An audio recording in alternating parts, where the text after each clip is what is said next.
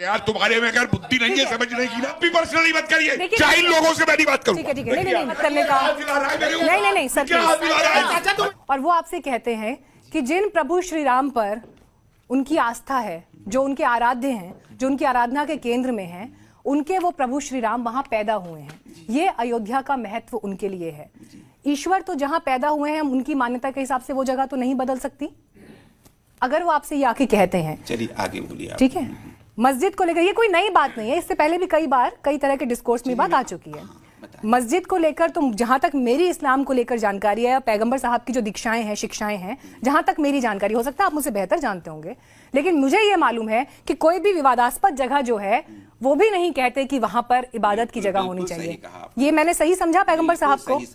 अब आप मुझे बताइए कि अगर वो आपसे ये बात कहते चले आ रहे हैं कि वहां पर हमारे आराध्य का जन्म स्थल है, क्या बड़ा दिल दिखाकर छोड़ ही दिया जाता? और वही रूल अगर मैं मथुरा के लिए भी कह रही हूँ तो क्या ये मसला आसानी से हल नहीं हो सकता कोर्ट से बाहर? आपने सवाल किया, ठीक है, अब आप जवाब दीजिए। देखिए, और मुझे उम्मीद है आप क्लियर जवाब देंगे। जी बिल्कुल, इसमें आपने सही कहा कि इस्लाम किसी भी मुतनाज़ा जगह पर मस्जिद बनाने की अनुमति नहीं देता। यही आधार बनता है कि जब यहाँ पर बाबरी मस्जिद बनी थी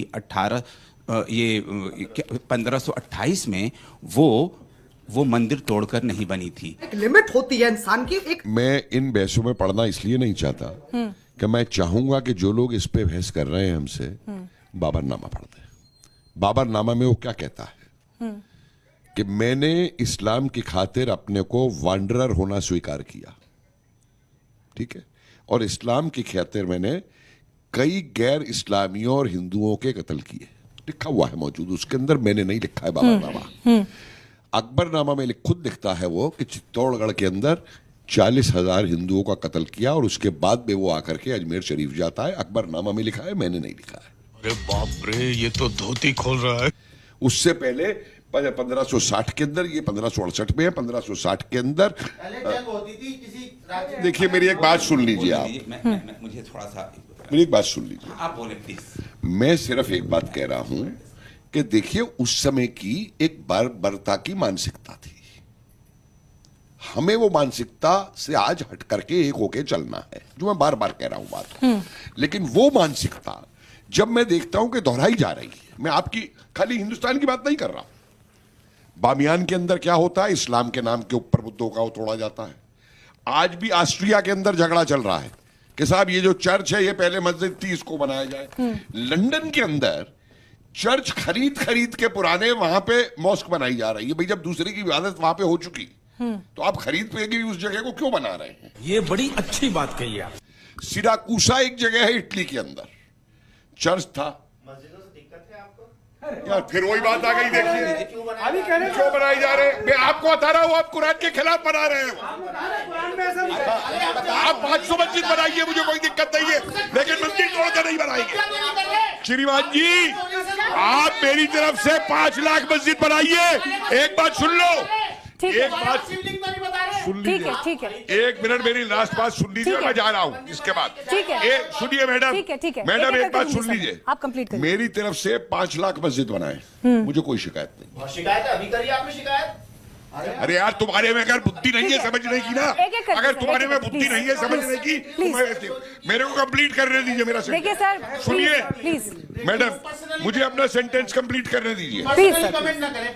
आप भी पर्सनली मत करिए। देखिए, कोई किसी को नहीं सुन पा रहा है ना, प्लीज आप पे तर्क देने का जवाब नहीं है तो आप डिरेल करते हैं। ठीक है, सुनिए सर, आप कंप्लीट करिए। बात करते अरे आप ही के पास है सब कुछ, हम पे कुछ नहीं है। सर प्लीज बैठिए। मेरी बात करता है, इन जाहिल लोगों से मेरी बात करूं। ठीक है, नहीं सर, आप कंप्लीट करिए। सुनने की औकात नहीं है, प्लीज देखिए, पूरी बात सुनने की नहीं पकड़े जा रहा है। जितना लिमिट होती है इंसान की। जितना समय आप बोलेंगे मैं आपको उतना ही समय बोलने के लिए दूंगी। प्लीज हैव पेशेंस, आप कंप्लीट करिए। मैं लास्ट सेंटेंस बोल के जा रहा हूं जी। मुझे इस्लाम से एतराज नहीं है, मुझे किसी मस्जिद से एतराज नहीं है। 5 लाख मस्जिद बने, मैं भी मस्जिद के बाहर से उसको आदाब करते हुए निकलूंगा। मजा आया।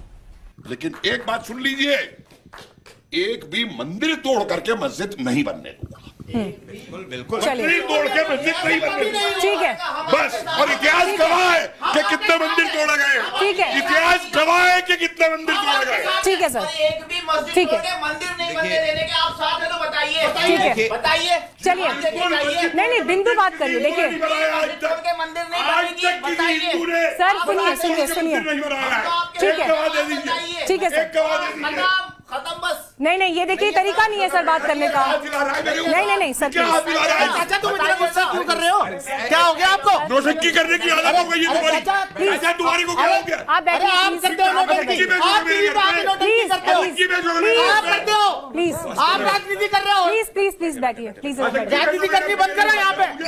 बैठिए प्लीज देने का बैठिए। जवाब दीजिए। ठीक है।